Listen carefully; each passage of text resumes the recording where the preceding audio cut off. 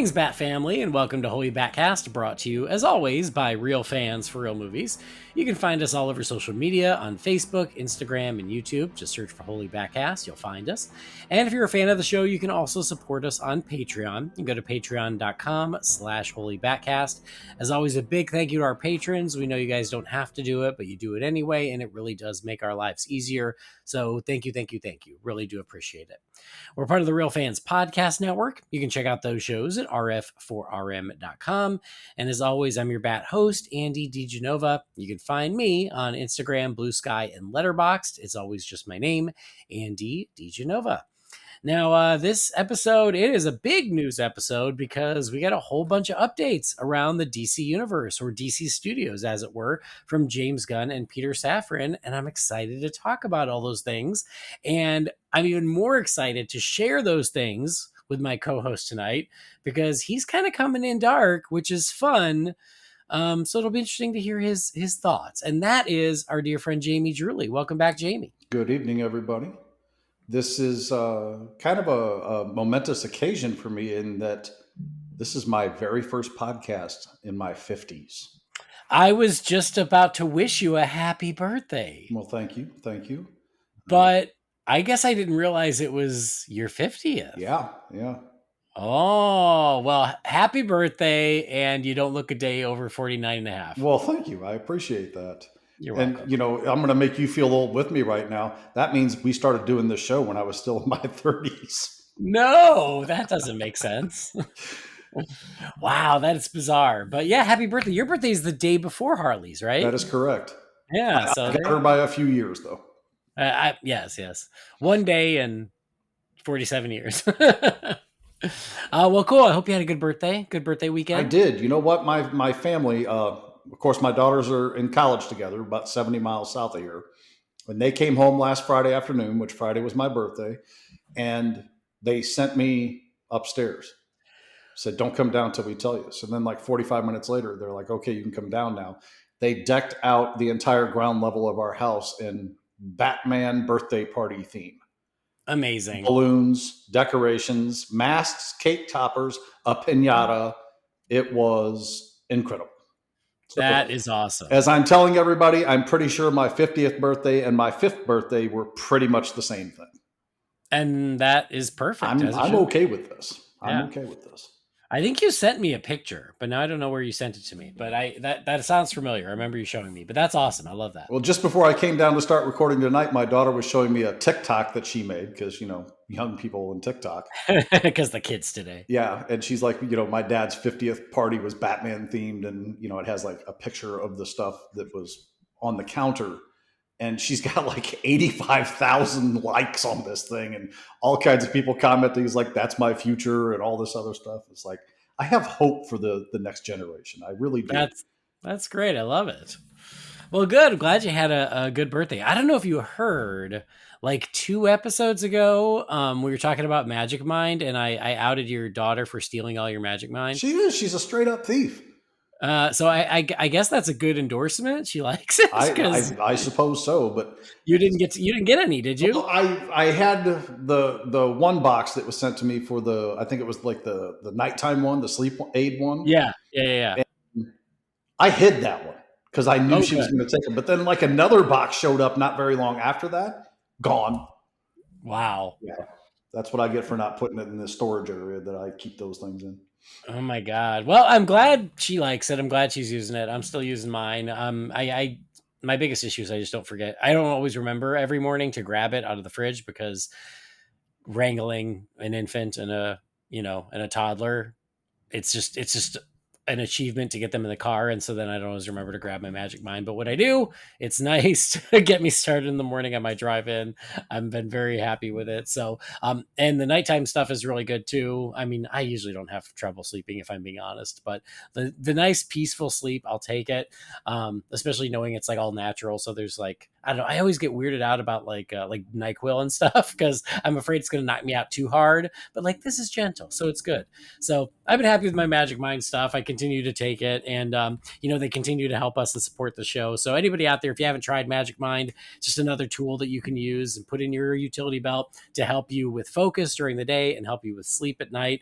They've got both options. All the stuff's all natural, which is again very nice, and it tastes good. It goes down really easy. And if you want to check it out, you can go to their site, magicmind.com/holy20. Please do use the holy20 addendum there, so that way they know you heard about it from us. But yeah, it's just another thing to help continue to build your mental wealth and focus and get what you need out of it. And it's a nice little tool to add. So again, if you want to get that discount, please go to magicmind.com/holy20. We would love it if you would do that. And I hope you enjoy it. And if you don't, for some reason, you can return it for your money back, which is also very nice. So low stress as far as that goes, but big thank you to Magic Mind. And for anybody out there who's already tried it, hope you're enjoying it. And if you haven't, again, magicmind.com/holy20. Now let's get to some DC news, my friend. And so 2 Fridays ago, ironically on your birthday, James Gunn and Peter Safran had like I don't know if you want to call it a presentation, but they invited a bunch of journalists to the WB lot to give an update on what's happening at DC Studios. So that happened on your birthday, and then the following Monday, all the different outlets got to report out on what was discussed and what was changed and what happened. And the one that I am using as my base is from the Hollywood Reporter, but Variety had one, The Wrap had one, like all the trades had a recap of this presentation, but Hollywood Reporter is the one that I happen to grab, and I like it. It seems pretty clean. So that's the one I'm using as my reference. If I miss anything, I'm sure y'all will tell me about it. But anyway, first thing I'll say is this. I respect the transparency. And that's something that James Gunn has promised since the first day he took the job, is he wants to be very transparent with the fans, with the fans. And so far he is very much a man of his word as far as that goes. Like, he didn't have to do this. They didn't have to do this. Superman's coming out in July. There are plenty of things to keep us busy, but I don't even know what prompted this, but they were like, hey, let's do a DC Studios update. Maybe it's because news is quiet and they knew that they would get some traction. It worked though, because it's interesting to hear what's been happening. So anyway, I wanted to say I respected the fact that they're like, hey, here's what we're working on, and here's what's moving forward, and we're about to talk about, here's some things that are kind of on the back burner for now. And like, I appreciate all that honesty. So that's actually one thing that I do miss about social media is people coming out with these reports, rumors, what have you, and him immediately just slapping them back down to the ground. Yeah. Well, just this week, there was one that Daniel Radcliffe is in the running to play Clayface. And James Gunn said, we have not considered him, nor have we spoken to him. So they need to use him for Wolverine is why. I mean, that's fine too. But I like that he still does that, which is great. I don't know if you have been paying attention to the Clayface movie stuff. I just actually yesterday finished up the episode you and Sean were talking about some of the things with the director announcement. And yeah. I got to tell you, and you called it, I'm not excited about the director, but it's not like I won't see this movie. So sure. And also I was like, your issues with that movie were more about the story. It didn't seem like they were, but here's the thing. Eden Lake, I had almost the same issues with. I mean, it wasn't like a child endangerment thing, but people making horrifically bad decisions to further the circumstances and story in the film doesn't sit well with me. And that's now 2 things I've seen from this director that did exactly that. So, all right. Well, we shall see how it goes. So the first thing is they basically confirm the things that we already knew, that we're already moving forward. So Supergirl is now about halfway through production in London, which we still haven't gotten the full reveal of Supergirl. I wonder how long they're going to hold off on that. Could be any day now. I wonder if they're going to try to keep it under wraps until we see her in Superman. Who knows? But just something to think about. Well, if they're truly using Woman of Tomorrow for the basis, that's a pretty space-based or otherworldly based story. So they really don't need to go outdoors. Yeah. But I would, I mean, maybe this is just my assumptions. I still feel like it might begin and end on Earth, before she goes off on her space adventure, but who knows? Um, Lanterns has just started production, which we know, and we got our first photo of that this week of Aaron Pierre as John Stewart and Kyle Chandler as Hal Jordan. And I'm just gonna say it, they nailed it. The costumes are perfect. They look amazing. Like as soon as I saw the picture, I was like, that's Green Lantern right off the page. I just thought it was really perfect and couldn't ask for more. That was really the one piece of news that I happened to catch of the things that were. I don't even know what the other stuff is we're going to discuss, but I just saw somebody posted in the Real Fans group about that, and I was like, oh no. Listen, they're not wearing trench coats, okay? So let's give them that. I guess. And, Okay. and again, I don't want to berate a show that I don't know really anything about to this point. I don't want to be that person, but we've talked and talked and talked, and so much of fandom has talked as well. This is we want lanterns to be lanterns. We don't want them to be undercover and doing all Earth based things. And this photo is not doing anything to encourage that. So obviously I'm being facetious. I will say Kyle Chandler and Aaron Pierre look great. They do. They Sure, look sure. terrific. They do look like Hal Jordan and John Stewart should, but yes, I mean the street clothes, we all kind of, poked a little bit of fun. I'm still holding out hope for costumes. They just started production this week, so of course they're going to start with some street clothes stuff. I don't even, but I still have faith that we're going to get some true Green Lanternness in this Green Lantern show. And maybe that's me being naive, but I got to believe it.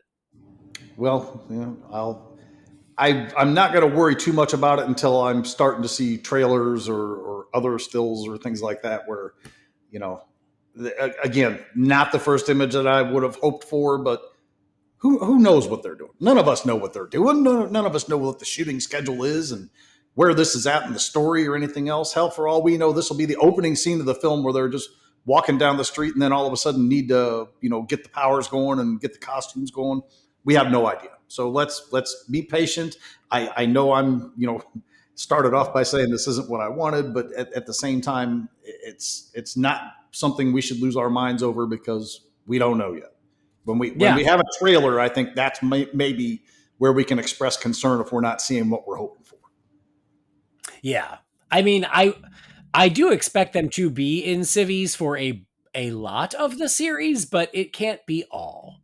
If they never suit up, that will be a huge miss. And I think that most fans seem to agree on that. And here's hoping.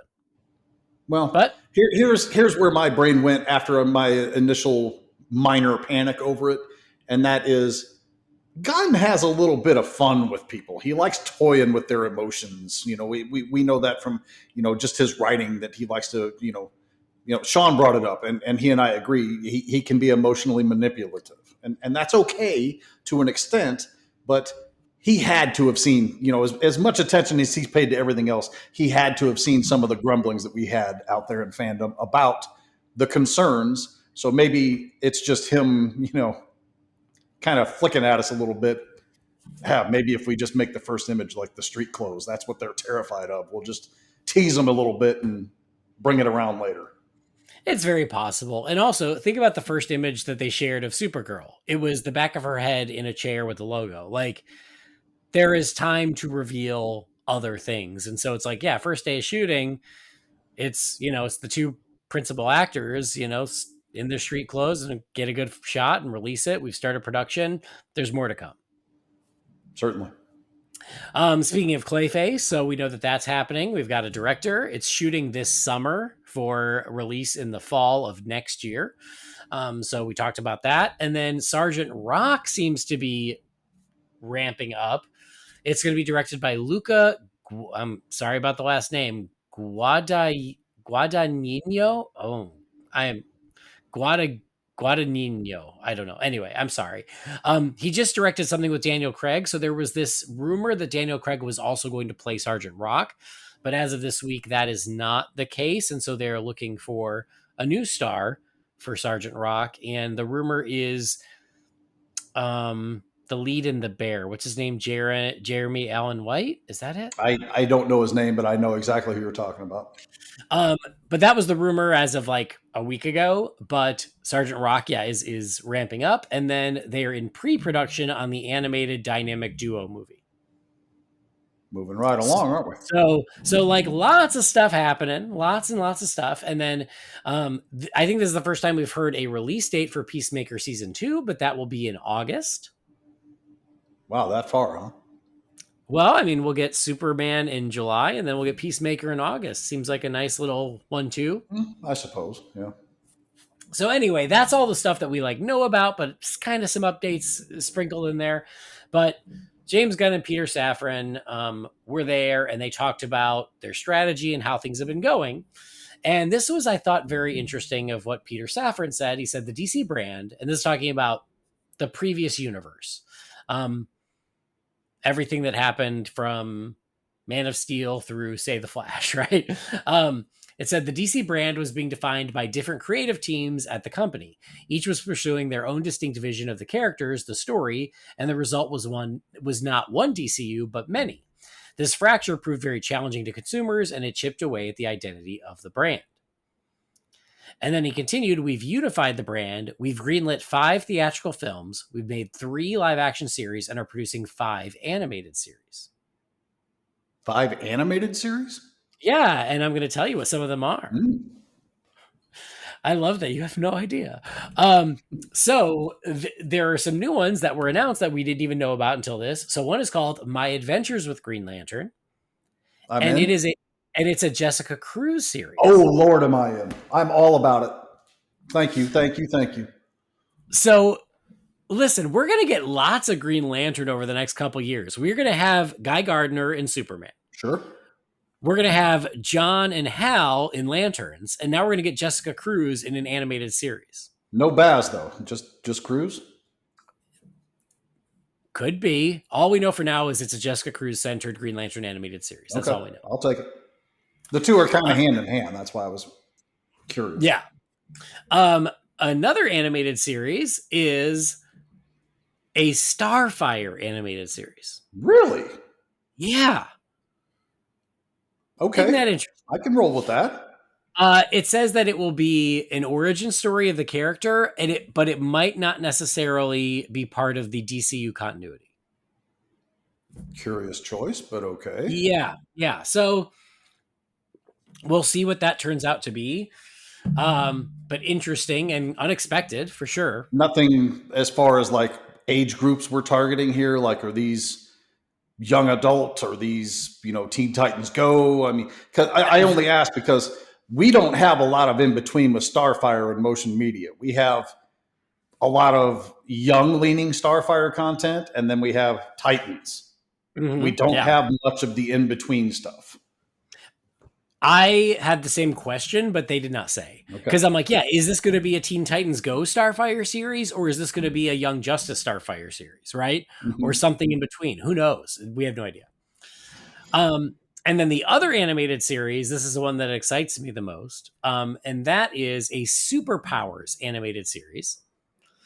And this will feature Lightning, The Flash, Plastic Man, Aquagirl, another Green Lantern, they don't say who, and Terra at a school that is being led by Martian Manhunter. Fascinating. Right? So that to me almost feels like Young Justice Redux. That's kind of where my brain went with it. Which I'm totally cool with. I mean, I love it's an interesting combination of characters, but I'm here for it. So you have to assume, and I'm getting the cart way ahead of the horse here since we don't know the details, but one would have to assume Kyle would be the Lantern there, right? It's possible. It could be Kyle. It could be Baz. It could be, I don't know. It could be Jessica Cruz from her own series. I have no idea. Interesting. Yeah. So that's what we know about animated series for now. But again, all 3 of those, that's news to us. We didn't know that.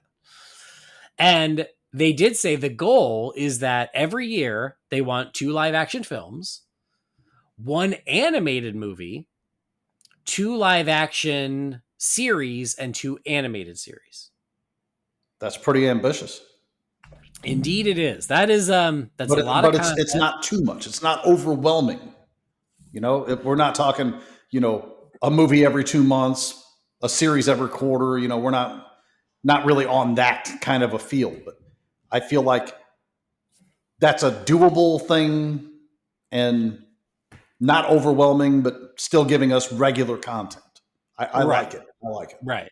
Yeah, I mean, to me, that's a good range of things per year, especially for those of us who want all of it. I worry it's a little bit much, but the beauty is that they've been very clear of like, none of the, you don't have to watch any of this to understand anything else. And James Gunn even said it. It says there'll be connectivity between movies and shows to give it a universe feel, but they don't want each entry to feel like a chapter to a larger story.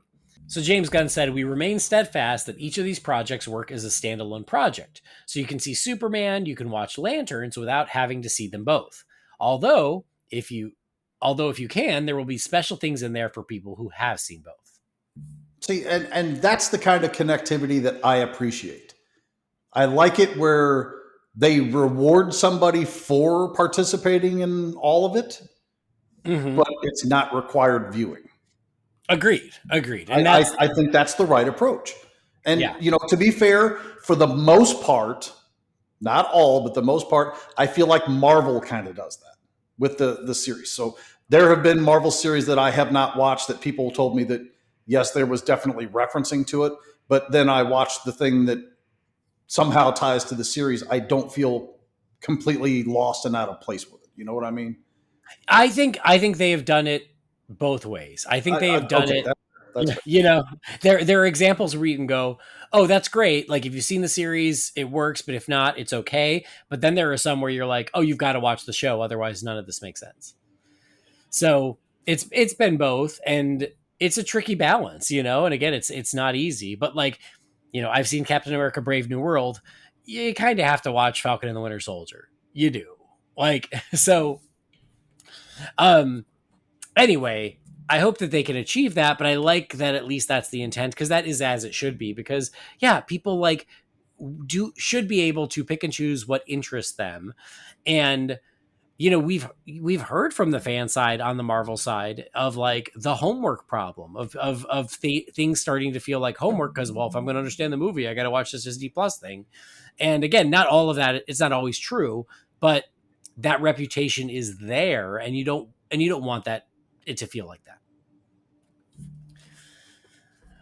He also said that we're writer driven. He has said this before, but he's reiterating. He said, we're not going to greenlight or put anything into production until we're happy with the script. It's hard enough to make a good movie with a good script, and it's almost impossible to make a movie with a script that you're writing on the run. I like this. I feel like that should be universal. I think, I've said for years, like with comic books, it drives me nuts when they can't meet deadlines because they couldn't finish up the art and the writing and everything else. It's like, how about this? How about get it all done and then release it when it's done? So kind of that same approach here, which yeah, and it's the way it should be, right? Like, of course, I think so. I mean, I think you're going to get a better quality product out of that. Yeah, agreed. And so, there's some flexibility in this, and this is something that me and Sean mentioned last week when we were talking about Clayface, is the fact that there are things that were in the plans that have sort of fallen into the background, and then there are things they hadn't even planned for that are now moving right ahead, like Clayface and like Sergeant Rock. And so James Gunn said, we had no plans of making a Clayface movie. Even after Mike Flanagan pitched it, they thought it was a good idea, but they were waiting to see. And then James Gunn said he turned in a script. It's one of the best scripts we've read. And then Safran said, we've laid out internally a plan, but we're happy to pivot as we discover things in the making of Superman or Supergirl or scripts being written.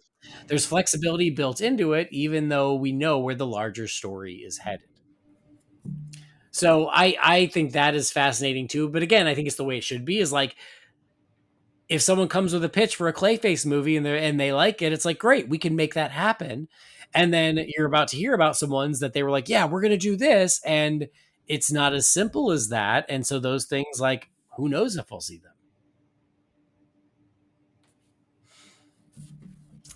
They also said that there's a 6-year plan and it would include an Avengers Endgame style culmination. I thought it was a 10-year plan. How did it get shortened to 6? Well, I think the 6 years maybe this first phase, Hmm. but that's just what it says here. six I'm year not plan. crazy, right? He did say he has a 10-year plan mapped out. That was like one of the first things he said. I I think, but again, remember when they announced the slate, they did say this first phase was called Gods and Monsters, and it includes all these projects. But I don't think that first phase was 10 years. So I don't know. Yeah, I don't know. yeah, all right. But So I I have mean I that have to make it to about 57 years old in order to be able to witness potentially the movie I've been begging for my entire life. I mean maybe. Yeah. uh And so then they also acknowledge that some of the projects on that initial slate have had challenges. And so they said we've taken they're talking about Waller. Remember they announced a Waller show? He said we've taken a couple of cracks at it, but we still haven't been able to land. Waller has been a bumpy road. So that one, it's like, you know what? I didn't need a Waller show. As long as she's still showing up elsewhere, that's fine. So not too big of a heartbreaker as far as I'm concerned. You got to figure Viola Davis is a pretty hot commodity and has other things she wants to do. Well, yeah, and but also like I mean, she was in Creature Commando, so it's not like they can't still use her in the universe. So like Certainly, certainly. I will tell you, I've had a hard time like envisioning what a Waller series looks like.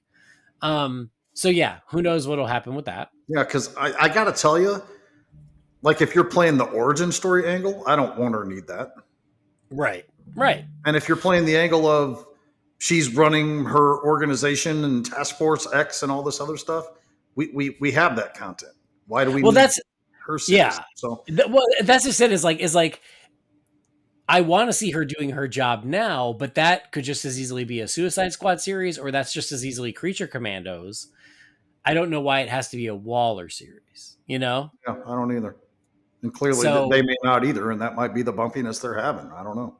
yeah, but like I mean, as long as it's Viola Davis and she pops up in Peacemaker and she keeps doing Creature Commandos and she could pop up in Superman or Lanterns. Great. I just want to keep seeing her as Amanda Waller.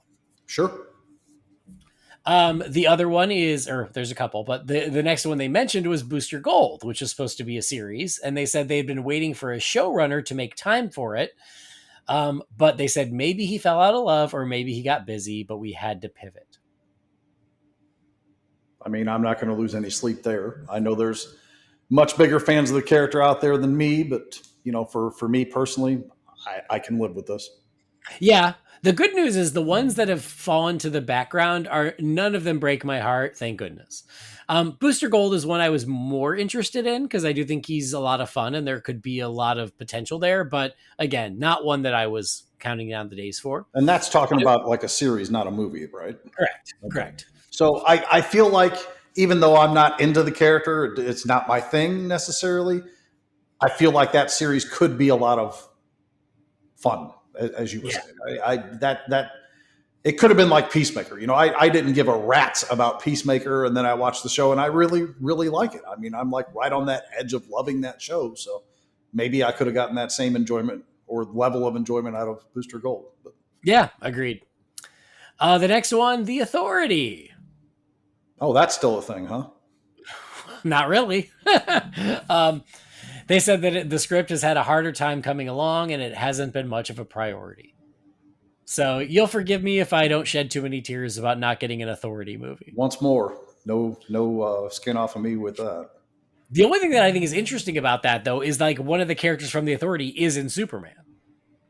So like they're setting her up in Superman, but that's fine. Like if she doesn't go off into her own movie, it's okay. She can still be a supporting player in the greater universe, just like Waller. So again, of all of the movies they announced, The Authority was even then was the one where I was like, huh? So it's fine. I'm okay with that. Yeah, and it's one of those things. Even the team or organization or whatever you want to call them, because I don't know anything about them, to be perfectly honest with you. That doesn't mean all of that can't be used in some other capacity, not as the headliner, but as a supporting thing. Yeah, for sure. This one might hurt you though. Is James Mangold's Swamp Thing? It says it seems to have cooled, and James Gunn said we talk about it occasionally. And it's funny because we just talked about this relatively recently. I think it was me and you. Yeah, it was me and you Yeah. because we talked about how Mangold is not our favorite. He's very hit and miss with me. Yes. Yeah, same.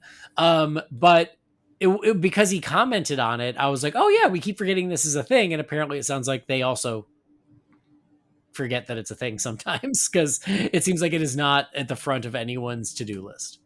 So, Swamp Thing is one of those characters. He's not like, on my Mount Rushmore or anything, but I really enjoy him as a character.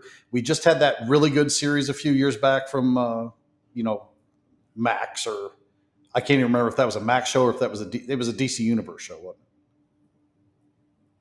Oh, it was originally DC Universe, yeah. it? Oh Yeah. yeah, because it was only one season. It was DC Universe. And I thought that series was great. I really enjoyed that series a lot.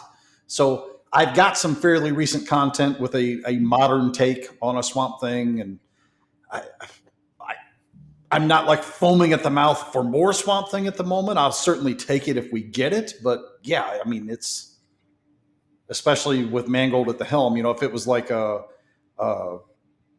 I don't know, just pulling a random name out of a hat, like a Christopher Nolan Swamp Thing, I'd be much more heartbroken about this not being, right at the front of things moving Yeah. forward. Yeah. I am so with you on that. Like I would love another big screen Swamp Thing, especially as part of this universe. But we both agree that like Mangold, like hit and miss. So it's not like that's, as big of a deal for me. But if he's too busy, if that's it, if he's too busy doing other things, supposedly still working on Star Wars, whatever, that's fine.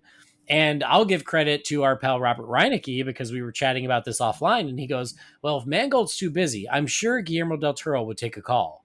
And now that is a Swamp Thing I would be throwing money at today. See, I'm not a big Guillermo del Toro guy. He doesn't work for me as often or as much as he does for everybody else. But that would have my attention much more than Mangold would. Yeah, Just it because just feels like, I right. feel like the sensibility works much better there. Sure. Yeah, agreed. So I love that. In fact, I'd be way more into that than the Mangold version anyway. So what I'm saying, James Gunn, if you're out there listening, like, don't kill Swamp Thing. If Mangold's too busy, that's okay. Wish him the best. Let him do Star Wars. There are other cool filmmakers out there with the right sensibilities to do Swamp Thing for you. Sure. I mean, heck, Andy Muschietti could do it. Yeah, I'd pay attention to that for sure. Or even like I doubt he would do it because he's kind of burned by his experience in the realm of superhero cinema. But somebody, and it's not even the name I would put at the forefront, but just as an example, somebody like a Scott Derrickson. Yeah. Again, I feel like those sensibilities in that character, peanut butter and chocolate. You know what I'm saying? Yeah. How about Lee Wanell? Oh my God, dude! Wait! Oh my God. Sorry, that.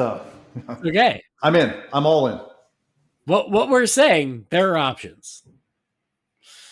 And hey, Jamie, this is Holy BatCast. Do you want to know what they said about Batman? Oh, Batman's still a thing in this universe? Someday he will be. That's the bottom line. Someday. So the first thing that Peter Safran commented on the Batman Part 2, the Matt Reeves Batman Part 2, and he said, he is yet to turn in a full script, but what we've read so far is incredibly encouraging. Do we want to stop there and discuss that soundbite? I guess. I mean, at least he's sticking to his guns about the not moving forward until we got a script we like. I'll credit him with that. But damn it, man, this is the bread and butter of the DC universe. No disrespect to Superman, whom I also love, but I would think they would try to prioritize this in some manner or another. You know what I'm saying? Mm-hmm. Mm-hmm. To me, this comment is like, I feel like with the Batman Part 2, they're being very cagey.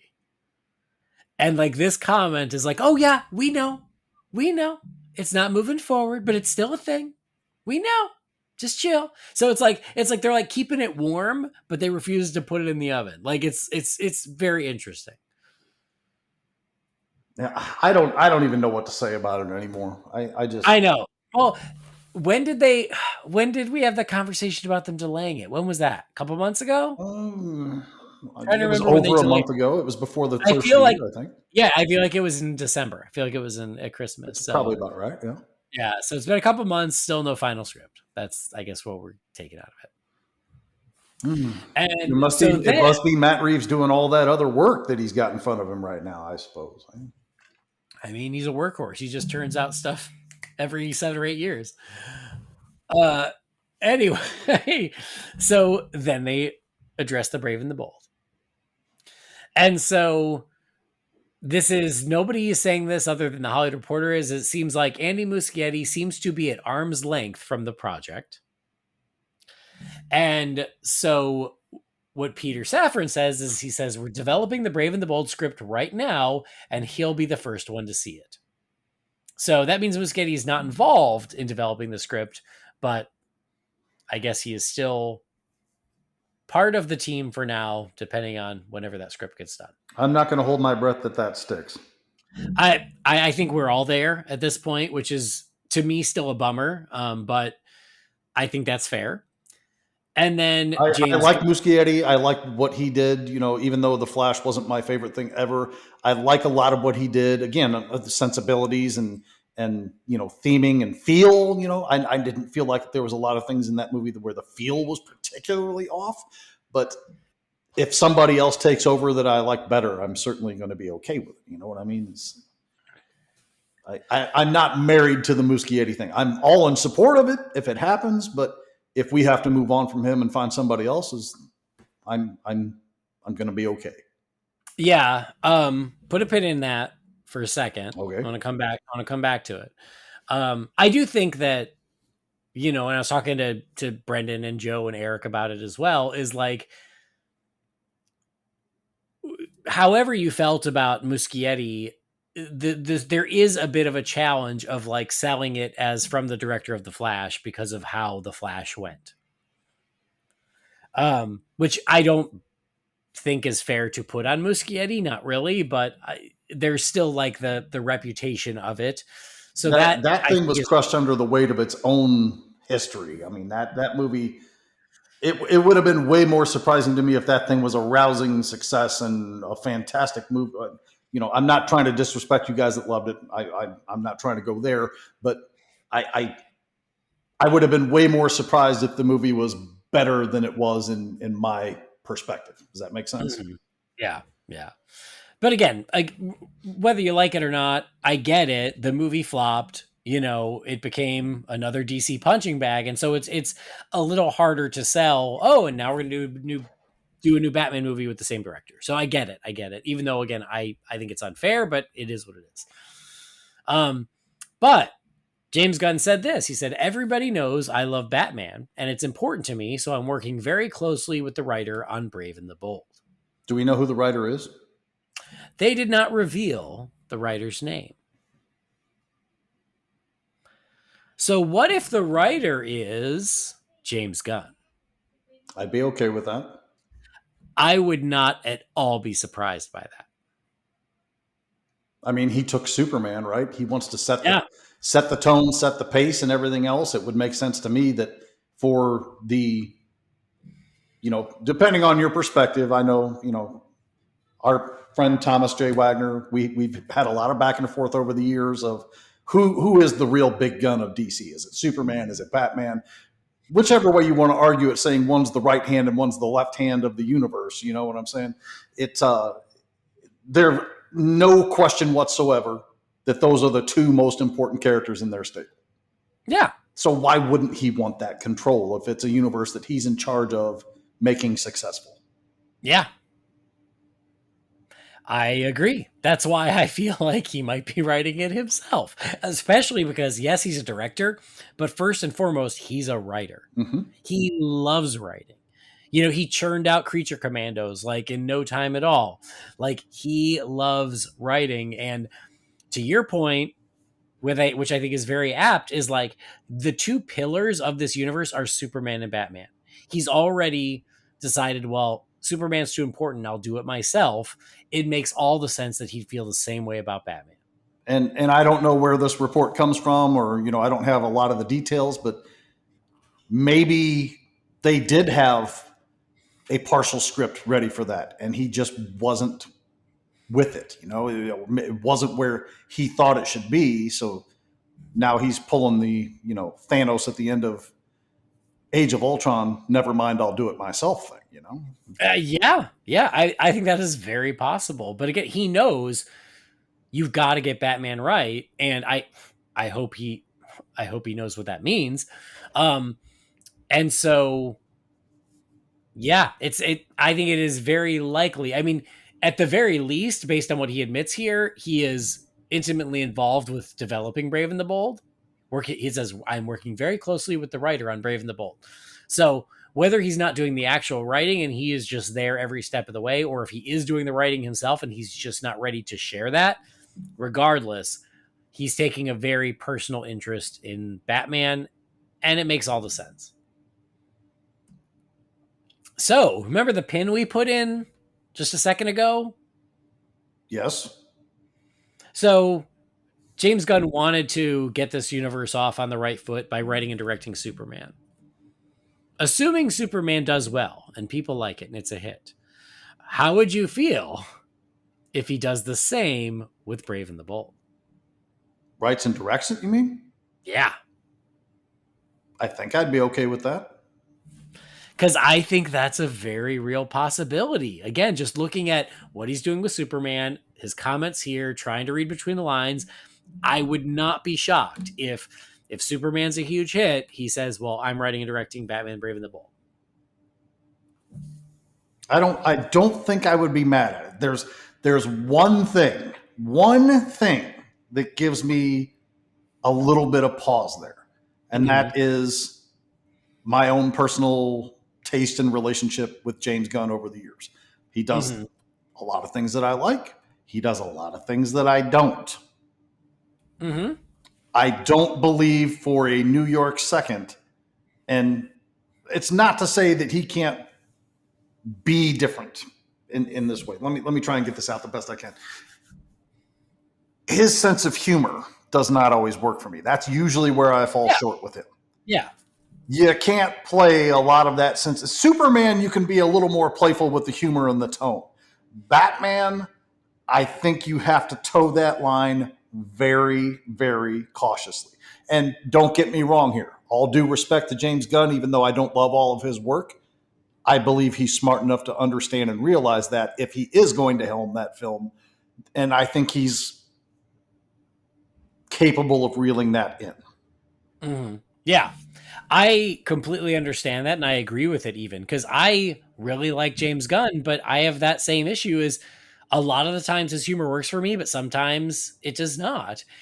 I think Superman, I'm still worried about that with Superman, honestly. I can't wait to see Superman. I think it looks great. I am still worried that I will be watching that movie and there will be some big dramatic moment, and then, Guy Gardner will say something stupid about his butthole, and then it'll ruin the scene the way. So I'm concerned about that already with Superman, and I hope that doesn't happen.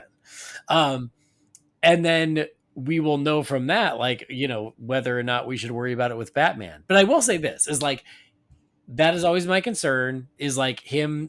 Sometimes he doesn't know when to lay off the jokes. But his sense of humor, I think, would work very well with the character of Damian. So not with Batman. That's fair. But certainly, I think with Damian that could work.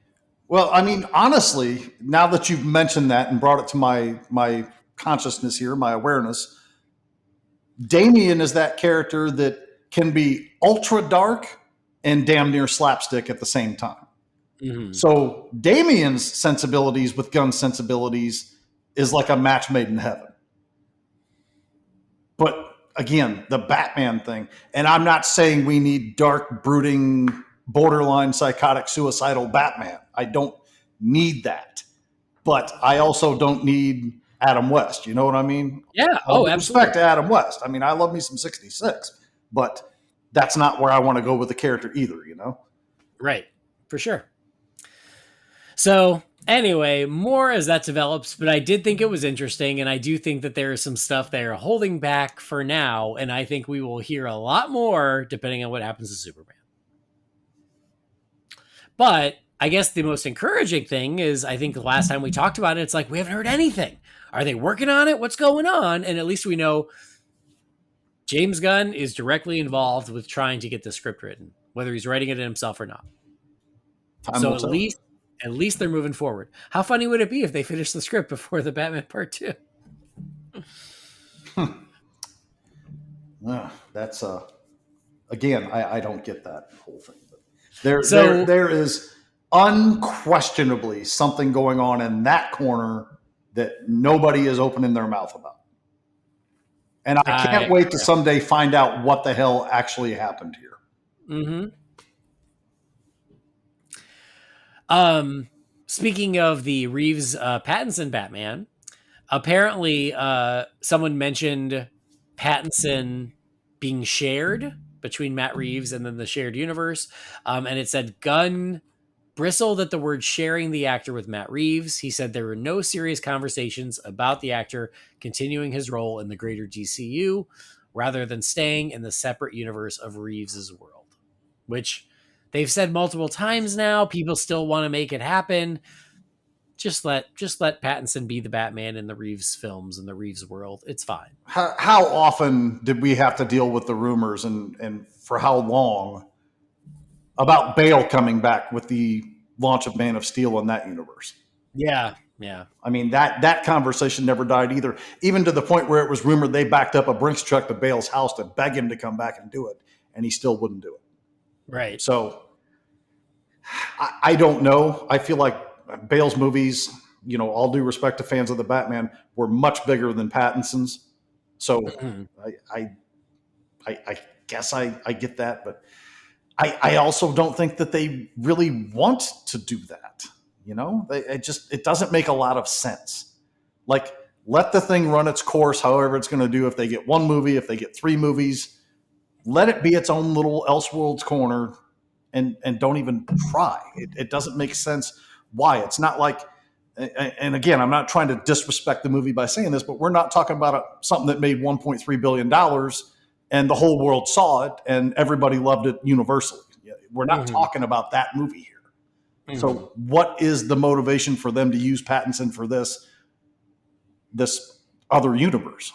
It just doesn't process with me. Yeah. Agreed. Like there's no need for it, and especially if we feel like they will be very stylistically different, like it's fine, then just leave it that way. Yes. Although, since we're talking about that, the whole thing kicked off with Peter Safran talking about how the DCU on film had become so divided that it caused confusion in the marketplace and it eroded the brand. Did it though? Is that the problem? I'm telling you, what I'm saying is that's what he said. Okay. He said, let me bring it up again here. Towards the end of the last universe, the DC brand was being defined by different creative teams at the company, each pursuing their own distinct vision of the characters and the story. The result was not one DCU, but many. And this fracture proved very challenging to consumers and chipped away at the identity of the brand. Okay, I get what he's saying. I got it the first time you read it. I get what you're saying in the repeat of it here, but is this not what Gunn has been saying? Is that writers will be in control of this universe, and yes, there will be an overarching thing that links the universe together, but still not everything going to be the same feel and the same look and all that other stuff? Is that not what Gunn's been saying from day one? Yes, but it will still be under the unified vision of Gunn and Safran, and it should all gel. I guess the point I'm bringing up is he said that they believe that was a problem with the past universes is the longer it went on, the more fractured it became. And I think that's accurate, right? Even though I like most of those movies again, but by the end, the The Rock was trying to make his own DC universe, but it was independent of, what was happening with Shazam, and it was independent of what was happening with the Flash, and it didn't all feel, it all felt a little messy by the end. My point is then do they still want two Batman franchises?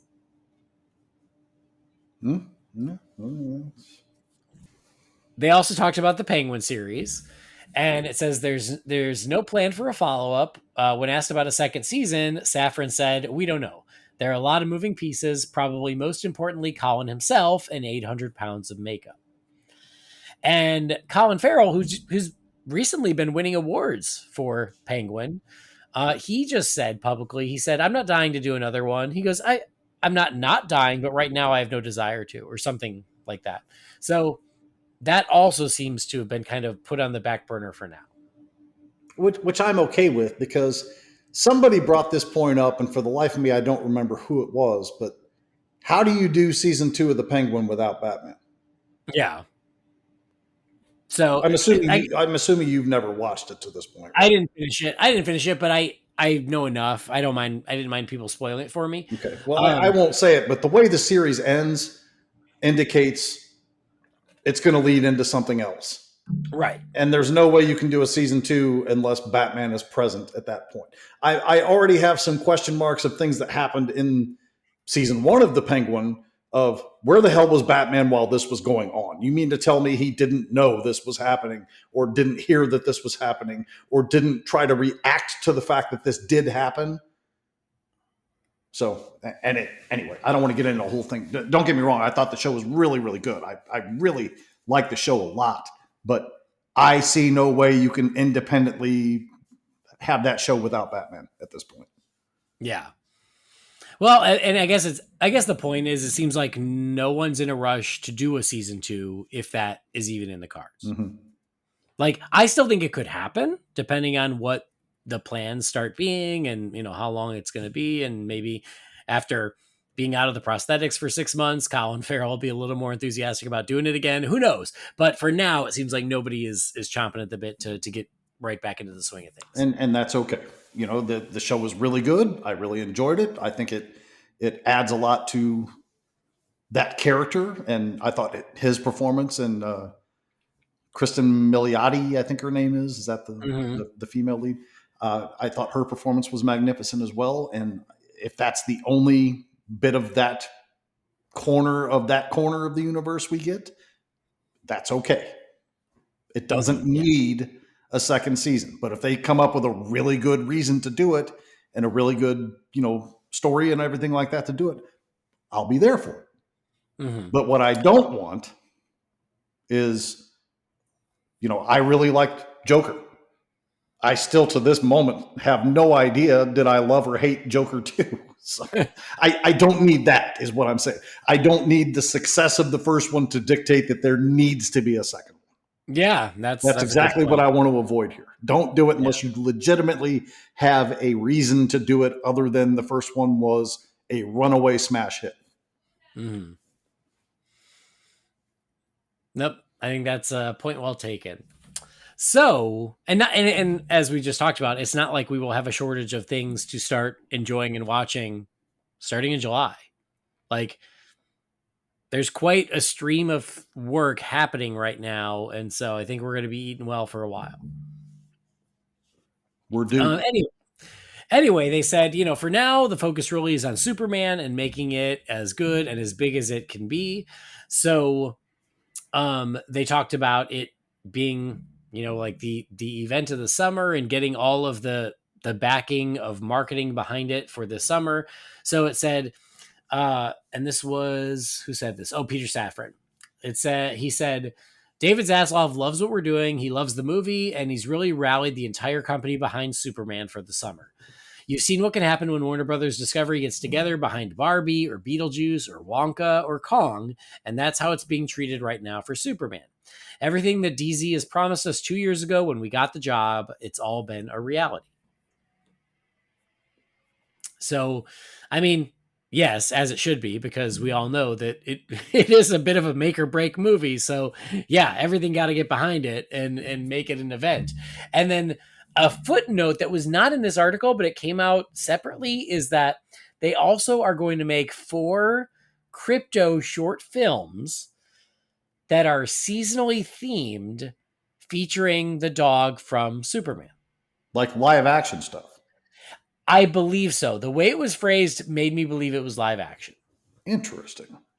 Which is very random, but like fun, especially because Harley's already in love with crypto, so she'll be into it. So yeah, random. And if it's seasonally themed, if that means it's like crypto flying around on Halloween, I will watch that. Yeah, why not? I'm not the biggest, Guardians of the Galaxy fan, as far as like the movies and stuff go. The first one I thought was really good. The second one I hated. I still think it's the worst Marvel movie. The third one I thought was okay. But then they had that Guardians of the Galaxy Christmas special or holiday special, whatever it was. That was pretty decent. So it was good. If we're doing something along those lines with crypto, shoot, yeah, sign me up. Yeah, I really like the Christmas special too. But I agree with you that Volume 2 is not great. It's rough.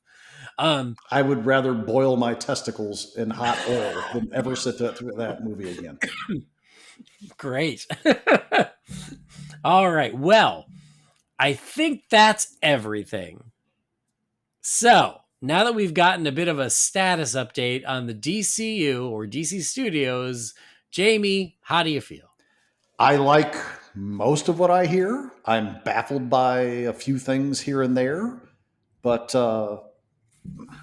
everything seems,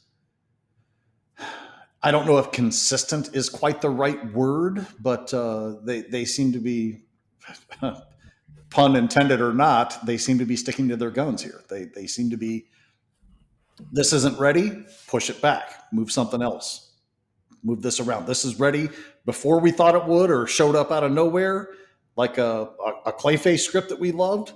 Move it up to the front of things, prioritize it. It makes sense what they're doing. There's not a lot of random grabbing at straws here, and that was a lot of what I think the problem with the previous universe was. We're telling you we're going to make this, and shit never goes anywhere. Mm-hmm. To me, that was the most egregious failure of the last universe. Is all of the things that they were going to do or announced that they were going to do or were trying to do and never got done. That shit drove me insane. Mm-hmm. I mean, going all the way back to, what was it, probably 2014 or 2015 in Hall H, where they were announcing a Green Lantern Corps movie and all that stuff.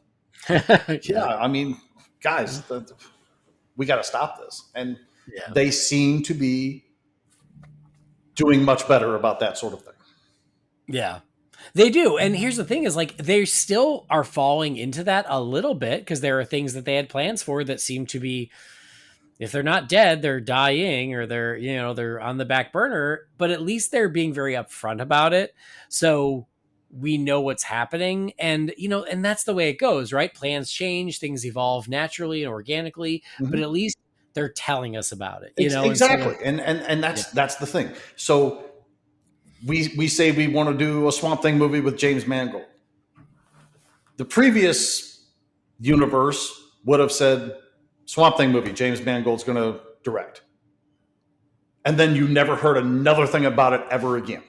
Mm-hmm. At least they're being like, well, things aren't quite working out the way we'd hoped, and we'll come back around to this if we can get to it. That's kind of the feeling I'm getting. They're not killing it, but as you said, maybe it's dying on the vine. And if that's the case, at least they're, as you said, letting us know. So we're not out here scratching our heads going, hey, Steven Spielberg's going to do this Black Hawks movie y'all were talking about. Died on it never came to fruition. And we never heard another word about it. So we had no idea if we were waiting for Spielberg to get some time in his schedule to do it, or if they just said, out of hell with it, or if Spielberg said, there's no way I'm doing a movie in this universe because you guys have no idea what you're doing over here. But none of it. At least these guys are like, yeah, we'll talk about it, and we'll see what shakes out. Yeah, for sure. So again, as you mentioned, the transparency is to me very beneficial here. Well, and we didn't get into great detail on it, but like the dynamic duo animated movie, like that was something that wasn't announced. We never heard about it, and then all of a sudden it was happening, and like, great, like I'm into that. I can't wait to see more. So it's nice to also get those surprises along the way, a Clayface movie, things like that, as the plan changes, and at least they're telling us what's happening. Mm-hmm. The irony is I feel like what we are not getting full transparency on is the Anything two Batman? Batman movies. Yes. The two Batman movies. I feel like they are holding back on those two movies as far as what's actually happening. And they're giving like very nice non-answers. And maybe now that I'm thinking about it, and maybe this thought's been thrown out before by somebody, I'm sure. Maybe they're just in the holding pattern there to see what's going to happen with Superman. If Superman is an explosive, well received, darling 4-quadrant hit, they don't have to be in a hurry to do anything with Batman. If Superman comes in a little light, or maybe gets a lower critical score or cinema score or any of that than what they're hoping to do, maybe at that point they got to readjust things and get Batman back to the forefront of it, and for lack of something better to say, rush the priority of it there. Mm. Well, like we talked about not all that long ago, I do believe the fates of both of those movies will be determined by what happens with Superman, one way or the other. Because what happens with Superman will tell us, to your point, if it fails, then Batman becomes a much bigger priority. If it's a huge hit and people can't wait to see Batman in that universe, maybe Brave and the Bold hits the gas pedal. Like, a lot can change completely based on how Superman is received and what they want to do next. Mm-hmm. Yeah, because at this point, I mean, they're Superman's essentially done. Essentially, Mm-hmm. Supergirl, they're pot committed there, unless they pull a tax write off situation. We're definitely going to see that. But what other live action movies are currently in production? Right now, Not being written or anything else, but just in production. yeah, right now it's just that one. Right, the only one in production right now is Supergirl. Although Clayface should be in production by the time we see Superman. And then obviously Lantern, some of these animated series, Peacemaker. So again, there is a lot coming and a lot to be excited about, but it's nice to get these updates and kind of see where we stand. Sure. And then it kind of, you bring up the dynamic duo thing. There was the thing where we're going to do games and animation and live action and series and movies and all this other stuff, but they wanted the consistency of, if somebody voices a character in animation, they're going to play the character in live action. Mm-hmm. So the part now that I'm very curious about there is who's going to be the voice cast for Dynamic Duo. Oh, yeah. Since that's really the first true Batman worldly thing that we're going to see in this universe. It sounds like, anyway. We assume Batman's not going to show up in Superman at this point. Who's playing what character in this? Yeah. No, that's a good point.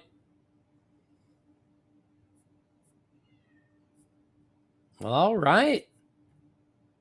Fun stuff. Nice to get some updates and some things to look forward to. I can't wait to learn more about what's going on with Batman. I mean, and frankly, if a Clayface movie goes into production, like, will they want some sort of nod to Batman in that? Well, I think they've proven to themselves at this point they can use Batman adjacent stuff without directly involving Batman. They can, but again, this is probably not. right. If this is the DCU Clayface, we don't know when it takes place, but we know it's more of an origin. But by the end, if he is the Clayface that we all expect, it would be smart to imply that he's going to go run into Batman. So, just thoughts as we're talking. Well, cool. There you go. The DC Studios update, and fun to hear your thoughts and as you learned about it for the first time. Yeah, I didn't know any of that. Well, cool. All right, well, more as it develops, but I got a couple emails here. Should be able to get through them pretty quick. So let's check in with you, fine feathered finks. Let's crack open the Wayne Manor mailbox. It's time again for the Wayne Manor mailbox. You've got mail. Darren, what is a letter for me? Maybe temporary. She wrote a letter. You're one hell of a messenger. Sizzle, Master Wayne. All right, first email here is from Austin. It says, "Hey guys, in regards to your last email about hot takes of the DC Universe, I've got a big one. Pre-BVS, Armie Hammer and Timothée Chalamet would have been a perfect choice for Batman and Robin.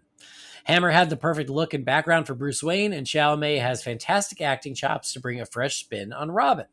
Obviously, this is no longer an option given all that's happened, but it will always be at the top of my what could have been pile. Thanks, Austin."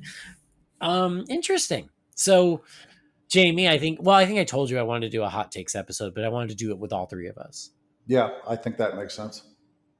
But how do you feel about Austin's hot take of once upon a time, Armie Hammer and Timothée Chalamet would have been a great Batman and Robin? So I'll preface this by saying I know apparently Armie Hammer has turned out to be an alleged scumbag of some sort. I know none of the details, nor is it any real concern. But prior to any of that happening, I always thought that cat would make a pretty good Batman. He's got the size, he's a good actor, and all that stuff. So I'd have been I mean, cool he with that. was cast as Batman.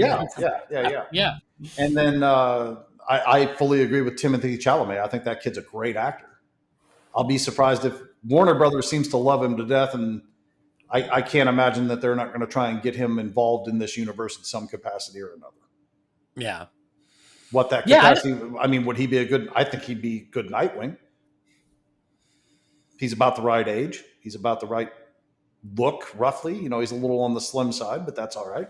He can bulk up a little bit, or we can just have a slim Nightwing. I'd be all right with that. Yeah. I think that, if we could put our brains like 10 years ago, then I don't think it's that hot a take. 10 years ago, we'd have been talking about this. I'd have been like, yeah, I could totally see that. Makes perfect sense.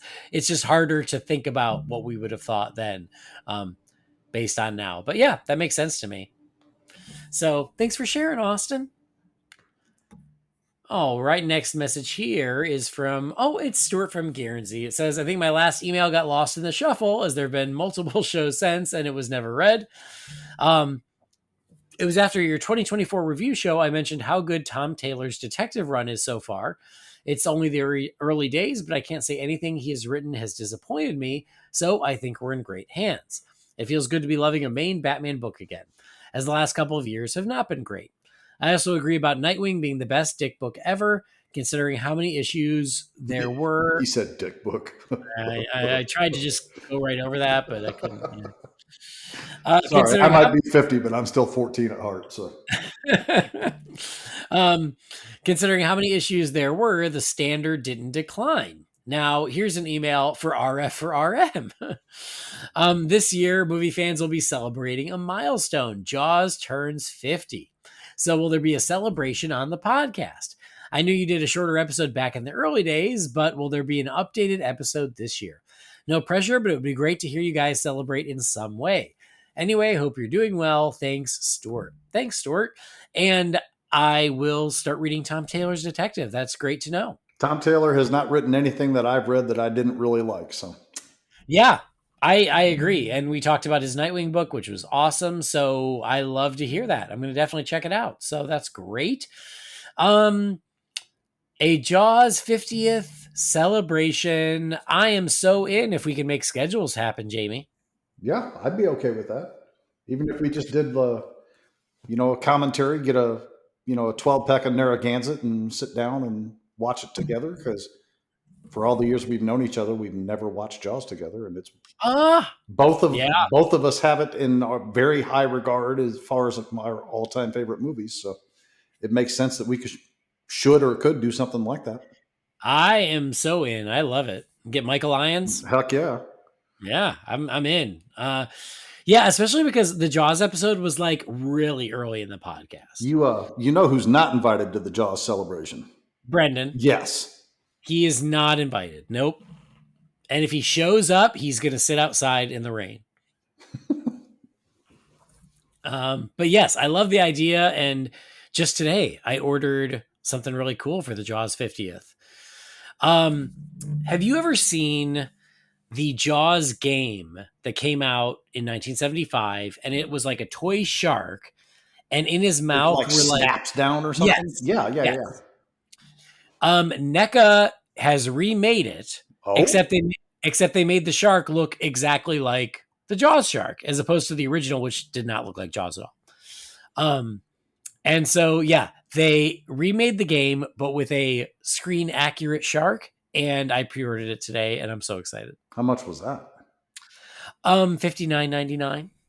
It's not as bad as I might have thought. Not terrible. Yeah, like not cheap, but not terrible, because the shark looks amazing.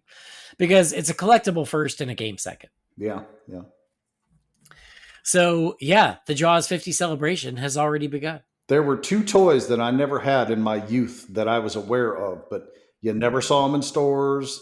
You never really even saw them on eBay because they obviously didn't make things in the production amounts that they do today.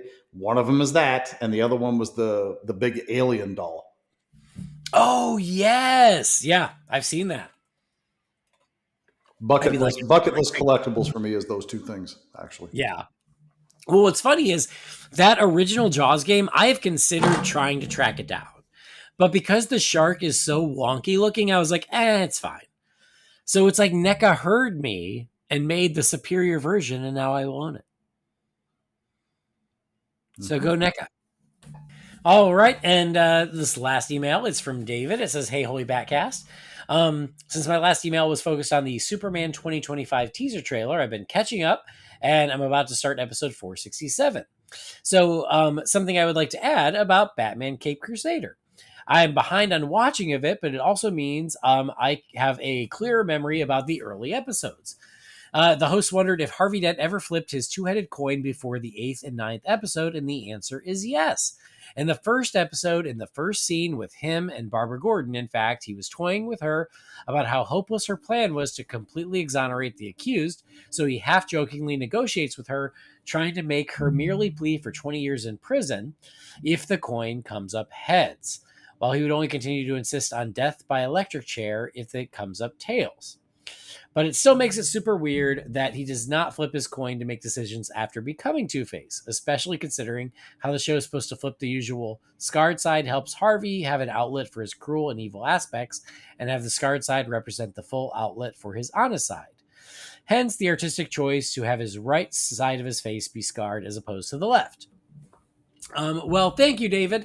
I that's the problem with watching the episodes over months, is I did not remember that they set up the coin in the first episode.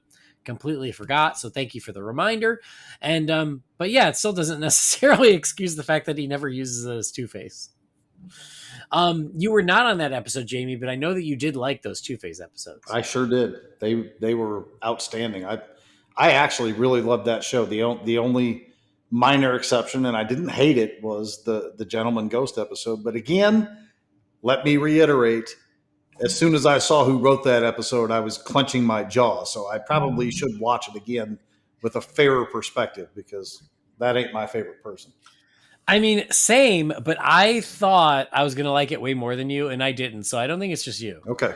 At least I'm not crazy. At least not for that reason. I mean, yeah, not for that reason. But anyway, going to close the mailbox. If you've got something for the Wayne Manor mailbox, you can send that to holybatcast@rf4rm.com. But that'll do it, Jamie. Thanks for joining me this evening. It was great catching up. Yeah, it was a good time. Been a little bit since I've been on. February's a crazy month in my household. So hopefully I'll get back into a little bit more regularity here. And hopefully we get some more news on the horizon. And gosh, we got to be close to a real trailer for Superman at this point, don't we?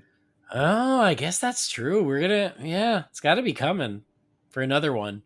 You going out of town anytime soon? Because that'll tell me when it's getting released. Yes, April. Okay, that's a little further out than I would have thought, but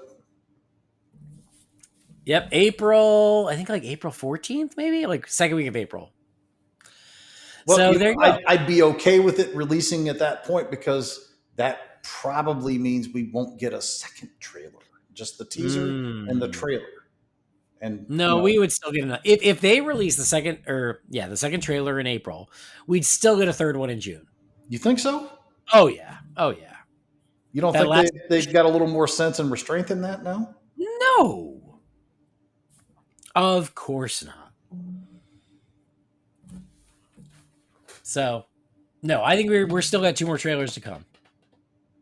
I hope not, but we'll see. But anyway, you're not really on social media anymore, but anywhere else that people can find you? Just Letterboxd. I'm trying to remain somewhat consistent with that, but I'm watching way more TV than I am movies right now. Incidentally, I told you I'm on my little Lois and Clark rewatch thing because I never did finish the series. In fact, I don't think I watched anything past season 1 originally when it aired. So, oh yeah. Update: I just finished season 3 last night. There is a noticeable change in that show between season 2 and season 3. I don't know if they cut the budget way back. I know there's a lot of different names that are writing and directing the show. And season 1 and 2, for its time, we were still in the fairly early era of comic book motion media stuff, TV and movies and everything else. So there's a lot of it that they don't take as seriously as one might hope. So there's an inherent campiness that goes with it. But the first 2 seasons are really pretty good. That 3rd season, boy, it is something else. I think I've heard that before. Is that it did fall off quickly? Yes, it did. Well, that's good to know. I guess it's worth noting it's not exactly Lois and Clark, but we got to give a shout out, pour one out for the late great Gene Hackman. Oh yes, that's right. Speaking of Lex Luthor, Gene Hackman, one of the greatest actors who ever lived, in my opinion, just absolute legend. He's a legend because people are like, my top 4 Gene Hackman performances. I'm like, I can't pick 4. I'm at 8. He was amazing in everything, and so many amazing movies that I just love, especially because of him. But the diversity of what he did. I mean, he could play hero, he could play villain, he could play straight, he could play funny, and he was damn good at every bit of it. Yeah. This may not be the most popular choice, but I think one of Hackman's most underrated performances, and he, again, as you say, he's great in everything. It doesn't matter what he's in. He's freaking fantastic because he's Gene effing Hackman. But one of my favorite performances of his that I don't think gets recognized enough, The Quick and the Dead. Oh, I've never seen that. Really? No, I never have, but I'm sure he's great in it because he's Gene Hackman. It's a lot of fun. It has a terrific cast, and Hackman he's Hackman. I mean, what else do you say? But he plays the virtual mustache twisting villain, and it's Sam Raimi, so he's got a little. Oh, it wasn't it? Yeah. Russell Crowe's in it. Sharon Stone, Leonardo DiCaprio. Nobody knew what the hell a Russell Crowe and a Leonardo DiCaprio were when this movie was made. So that tells you anything. Yeah. I'm not surprised. I mean, I always loved him, and he's so good that I didn't only love him because he was Lex Luthor. Same. Amazing. That was my clear introduction to him, was watching that as a kid. But over the years, I've seen him in way more stuff. I still haven't even seen all of his movies, but there's one I think called The Conversation or something like that Tim Rooney's recommended. It's amazing. It's so good. I think it's in the digital discount bin. I should probably just bite it. The Is. bullet. It is. Almost all of his movies are $4.99 this week. So The Conversation's great. It's very Hitchcockian. Okay. All right. I'll pull the trigger and buy it as soon as we get off here. But anyway, I just back up to the Lois and Clark. We'll come back to Gene in just a second. But the Lois and Clark season 3 feels to me like whoever took over running the show, if they made all these changes and everything, I feel like they were trying to make a modern iteration of Batman 66. Because they are out of their way to make some tongue-in-cheek stuff, especially with Perry White becoming comic relief every time you turn on the TV. And they have weird random guest stars. You may not recognize the name, but Steve Young, he was the quarterback for the 49ers when Joe Montana left. Okay. So just all kinds of these pretty notable people or actors show up on the show. Sometimes it's a cameo, sometimes it's a bigger part, but it feels like they're trying to make a modern iteration of Batman 66, and it just is not landing for the most part. But anyway, back to Gene Hackman. I actually, everybody, I know this is kind of how we celebrate the lives and careers of these notable celebrities that we love. I watched Superman 2. Nice. Yeah, I need to watch Superman 1 and 2, actually. It's been a minute. I was going to do that, but I'm trying to save Superman 1 for like that last stretch before the movie comes out. Yeah. I watched Hoosiers because it's my favorite. Great movie. Hoosiers is like one of my all-time favorite movies, and I did not realize that he hated making it. And I didn't know that either. Yeah, and he was convinced it was going to be terrible. And you watch the movie, and he's so damn good in it. You can't even tell. Like I watch movies, and you can tell sometimes when an actor doesn't want to be there. Yep. Like, this is not it. He's amazing in that movie, and I had no idea about the behind-the-scenes drama. And yeah, it's one of my favorite movies. I just love it. It's a very good film. Yeah, I went home sick. I went home sick from work the other day, and so I laid on the couch and watched Hoosiers. It was great. I just happened to catch. I still peruse once in a while the Real Fans group. I noticed that. Right after he had passed, like the day or the day after that he passed, I think it was you that posted in there about the little written tribute that Nathan Lane paid to him. Yeah. Yep. About That's the birdcage. Oh. Yep. First of all, that movie's hysterical. Second of all, Hackman is on another level in that movie. He's so bloody good in that. And then that movie is a perfect comedy. Yes, it's perfect. It's really good.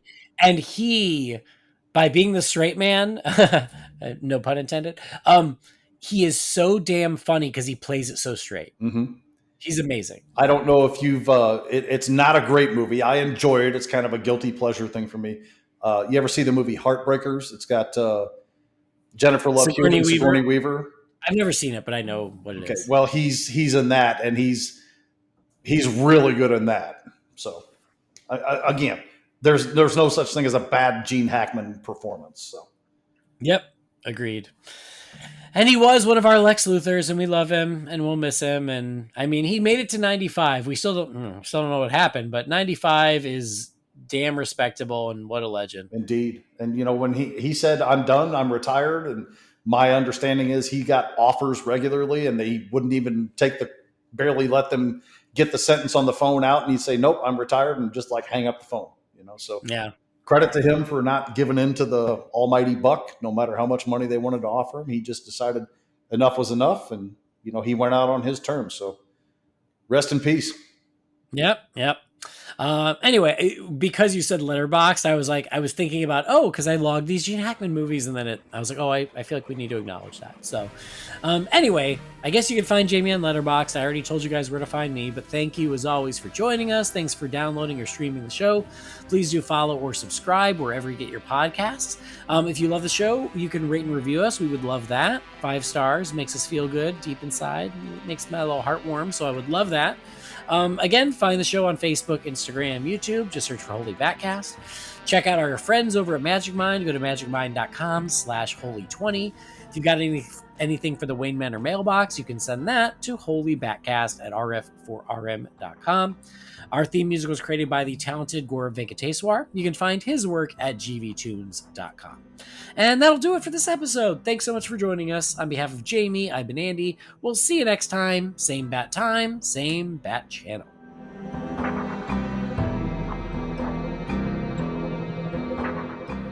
Holy BatCast is not affiliated with Warner Brothers or DC Entertainment. The views and opinions shared by the participants are theirs and theirs alone and do not represent the companies or organizations they happen to work for.